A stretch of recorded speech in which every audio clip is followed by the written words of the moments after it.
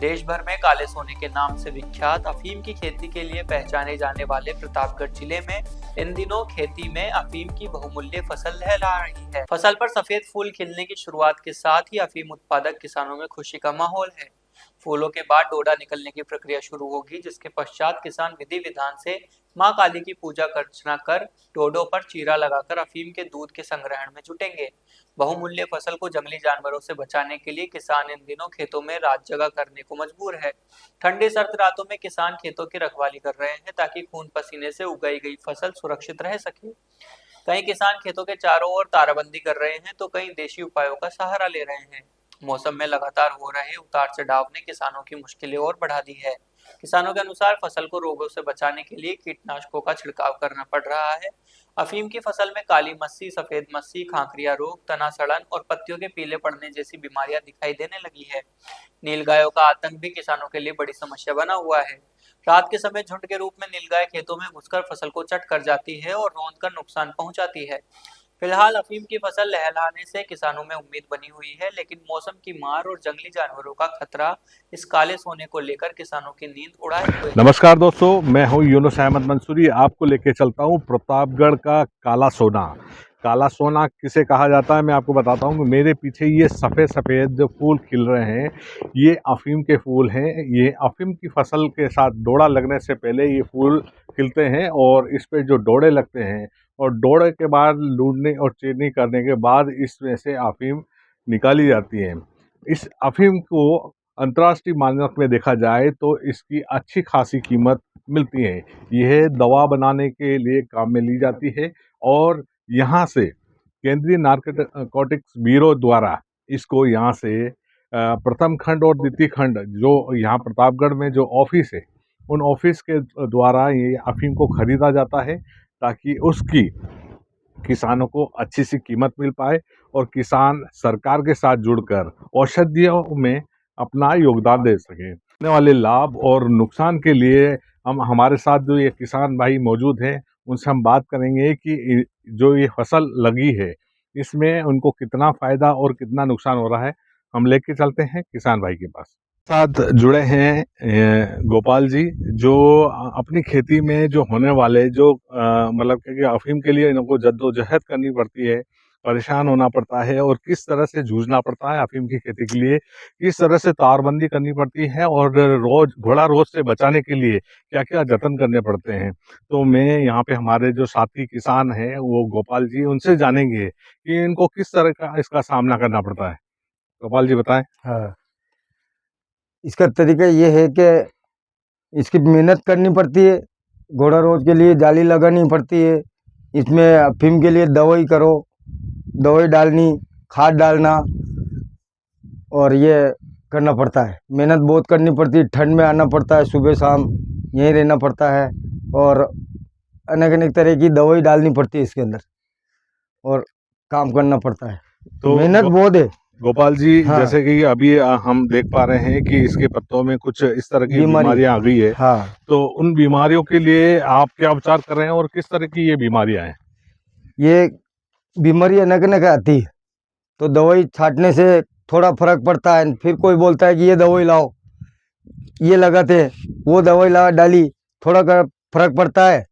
जो पड़ता है जिससे ये नीचे वाले पत्ते खराब हो जाए इससे और बीमारी लगती है तो इनसे। अब इस तरह का क्या जुगाड़ कर रहे हैं ताकि क्या कि इसकी ये बीमारी को रोका जा सके? दवाई के लिए दवाई और खाद। हाँ, जिस तरह से अफीम की आप फसल करते हो, क्या जो विभाग द्वारा या कृषि विस्तार विभाग द्वारा आपको इसके बारे में कुछ नई जानकारी दी जाती है कि ताकि क्या कि इसका अपन किस तरह से रख रखाव करें और अपनी फसलों को खराब होने से कैसे बचा सकते हैं? क्या इस तरह से कोई प्रशिक्षण होता है आपका? नहीं, कोई नहीं होता है। दवाई डालो तो ठीक होता है। अगर दवाई जो नहीं डाली और मेहनत नहीं की तो काश्तकार पीछे ही पीछे रहता है और वहाँ नारकोटिक्स के लिए मेहनत बहुत करनी पड़ती है। फिर वहाँ का अफीम ले जाना पड़ता है। जिस प्रकार अभी ये आपने ये अफीम का जो पट्टा लगाया हुआ है, हाँ। इस के अंदर हम देख रहे हैं कि नीचे से कुछ अफीम के जो पत्ते हैं वो पीले होकर के खत्म भी हो रहे हैं। खत्म हुए। तो हाँ, इसके बारे में कभी आपने कृषि विभाग के जो कृषि अधिकारी हैं उनके परामर्श में कोई दवा डाली थी या नहीं डाली? डाली थी ना, तो हमारे हैं गांव में, और इन्होंने बताई थी ये दवाई, वो डाली थी, इससे थोड़ा सा फर्क पड़ा, तो वो दवाई डाल दें। ग्राम सेवक आते हैं ना, हम अपने गांव में ही हैं, इन्होंने बताई थी, आके देख के गए थे, और इन्होंने बताई, 2 बार दवाई डाल दी हमने, और ये दवाई डालने से थोड़ा सा ठीक हुआ। तो आप पहले बहुत खराब रहा। पहले खराब था। हाँ, तो आप ये बताइए हमारे किसान भाइयों को कि सबसे पहले आप ये फसल बोने से पहले खेत की किस तरह से तैयारी करते हो? तैयारी तो अपन को देसी खाद डालना पड़ता है, और हकई जुताई बहुत करनी पड़ती है।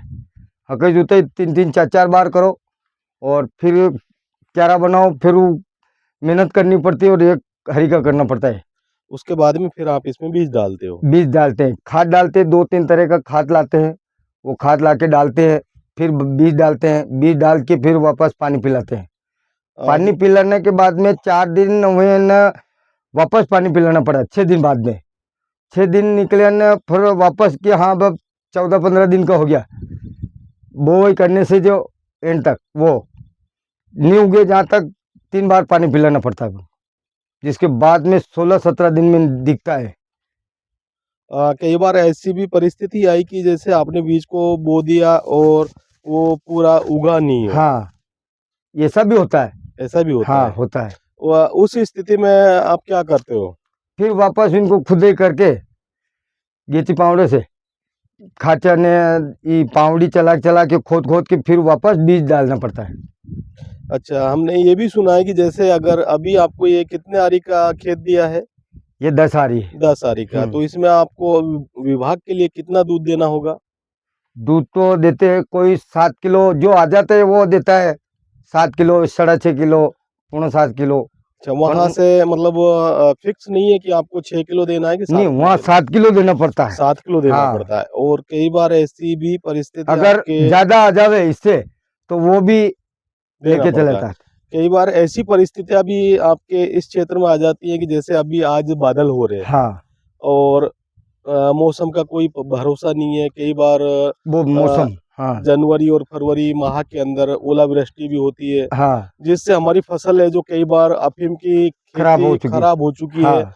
उस स्थिति में किसान क्या करता है? किसान फिर क्या करता है कि वो जब चीरा लगेगा नहीं, पत्ते टूट गए, खराब हो गया ये, तो अब मुखिया जी रहते हैं, तो इनको ला के दिखा देते, और यूँ बोल देते कि अब इसमें चीरा नहीं लगाएंगे, और हम इसको पट्टे को जमा करवाएंगे।